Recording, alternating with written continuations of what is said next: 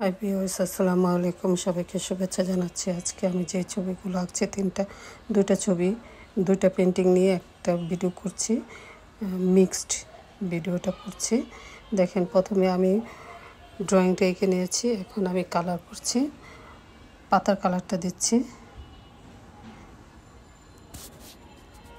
তারপর আমি পুরো ছবিটা আমি এইভাবে শেষ করব।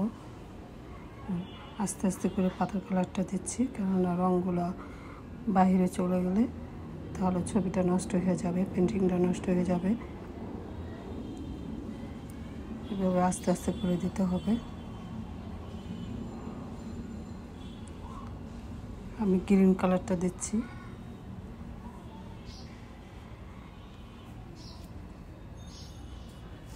গ্রিন কালারটা আস্তে আস্তে করে দিচ্ছি আমি।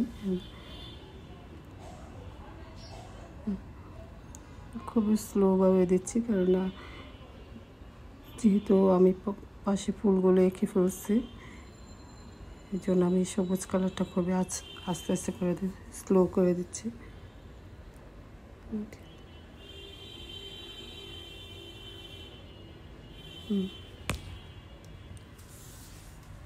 স্লো করে দিতেছি, দেখুন। এখন আমি একটু হোয়াইট দিয়ে মিশিয়ে দেব। সবুজ কালারটার সাথে আমি সাদাটা দিয়ে একটু মিক্সড করে দিচ্ছি।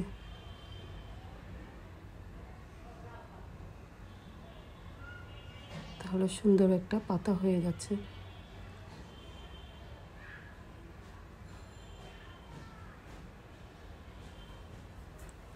আস্তে আস্তে করে মিশিয়ে দিতে হবে।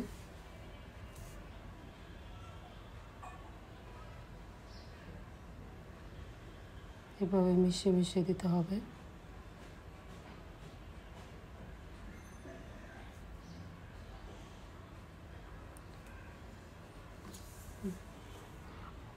মোটামুটি আমার ছবি আঁকাটা শেষ। একটা ছবি আঁকা শেষ হয়েছে। তারপর আমি এখন দ্বিতীয় ছবিটা আঁকবো। এটা ডিজাইনটা করব। এখানে এটা আমি ডিজাইন করছি। ডিজাইনটা এভাবে আমি করে দিচ্ছি। একটা ফল এঁকেছিলাম, মাঝখানে একটা ফল এঁকেছি। তারপর পাশে যে জায়গাটুকু ছিল ফ্রেমিং করে দিচ্ছি ডিজাইন দিয়ে।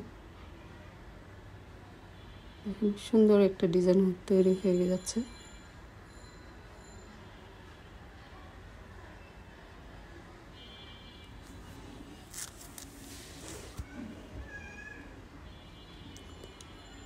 আপনার এই ডিজাইনগুলো যে কোনো শাড়িতে, জামা কাপড়ে বা চাদরে আঁকতে পারেন। এখন আমি পাতাগুলো দিয়ে দিচ্ছি। এখানে একটু খালি জায়গা দেখা যাচ্ছে, খালি কীরকম জানি দেখা যাচ্ছে, একদম মনে হচ্ছে ডিজাইনটা অসম্পূর্ণ রয়ে গেছে। এই জন্য আমি এখন পাতা দিয়ে ডিজাইনটা জায়গাটা ফিল আপ করে দিচ্ছি।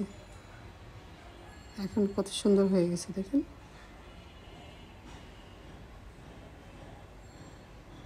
এই পাতাগুলো দেওয়াতে এখন ডিজাইনটা পরিপূর্ণ মনে হচ্ছে।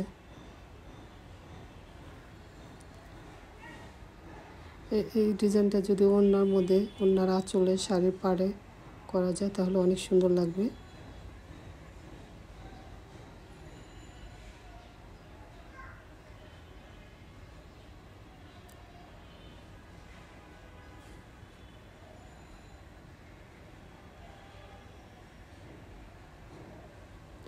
আস্তে আস্তে করে আমি বরট করে দিচ্ছি পাতাগুলো। আমার হয়ে গেল ছবি আঁকা। সবাইকে